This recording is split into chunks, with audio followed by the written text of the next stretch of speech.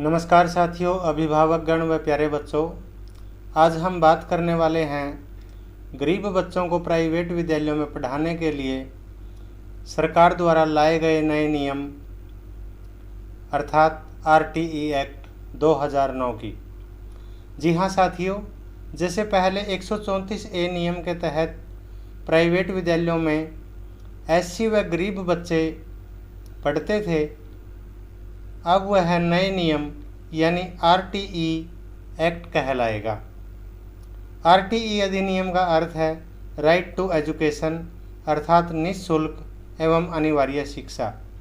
वर्तमान सत्र 2022-23 में कक्षा नर्सरी से प्रथम कक्षा तक यानी तीनों कक्षाओं में दाखिले इसी नियम के तहत होंगे। तो आइए बता दें इस नियम की संपूर्ण जानकारी। साथियों, इन कक्षाओं में दाखिले की आयु सीमा इस प्रकार है। प्री स्कूल यानी नर्सरी के लिए आयु होनी चाहिए 3 से 5 वर्ष। प्री प्राइमरी या केजी के लिए आयु 4 से 6 वर्ष और कक्षा प्रथम के लिए आयु सीमा 5 से 7 वर्ष होनी चाहिए। ये आयु थी सामान्य स्तर की। इसके अलावा यदि बच्चा निःशक्त है तो उसके लिए आयु सीमा निम्न प्रकार से निर्धारित की गई है। जैसे कक्षा नर्सरी यानी प्री स्कूल के लिए 3 से 9 वर्ष और प्री प्राइमरी यानी केजी के लिए 4 से 9 वर्ष और कक्षा प्रथम के लिए 5 से 9 वर्ष। साथियों, इस बात का ध्यान रखें कि जो ये आयु सीमा है ये 31 मार्च 2022 के अनुसार गिनी जाएगी। विभाग ने जो दाखिले का शेड्यूल बनाया है वह इस प्रकार है कि आर्थिक रूप से दुर्बल या कमज़ोर वर्ग के बालकों द्वारा मान्यता प्राप्त विद्यालयों में आवेदन करने की तिथि रहेगी 16 अप्रैल 2022 और ये 25/4/2022 तक हमारा पोर्टल खुला रहेगा। यानी 16 से 25 अप्रैल तक हम अपना आवेदन फार्म भर सकते हैं। उसके बाद 29 अप्रैल 2022 को ड्रा निकाला जाएगा। ड्रा में जो बच्चे सेलेक्ट हो जाएंगे वो 5 मई 2022 तक संबंधित विद्यालय में अपना दाखिला ले सकते हैं। यदि कोई बच्चा 5 तारीख तक दाखिला नहीं लेता है तो उस सीट को खाली मानकर प्रतीक्षा में जो बच्चे खड़े हैं यानी जो वेटिंग में हैं उनको दाखिला दे दिया जाएगा और उसके लिए तिथि रहेगी 10 मई 2022 से 14 मई 2022 तक। साथियों, यह ध्यान रखें कि जो आवेदन हैं इस बार केवल ऑनलाइन मोड यानी कंप्यूटर के द्वारा ही होंगे। हमें किसी प्रकार का ऑफलाइन आवेदन नहीं करना है।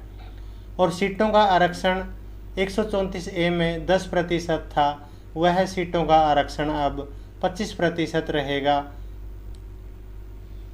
इसके अतिरिक्त फार्म भरने के लिए जिन जिन डॉक्यूमेंट्स की आवश्यकता रहेगी वे इस प्रकार हैं: बच्चे का आधार कार्ड, रेजिडेंस सर्टिफिकेट, परिवार पहचान पत्र, income certificate, passport size photograph, mobile number, email ID और इसके साथ ही एज प्रूफ।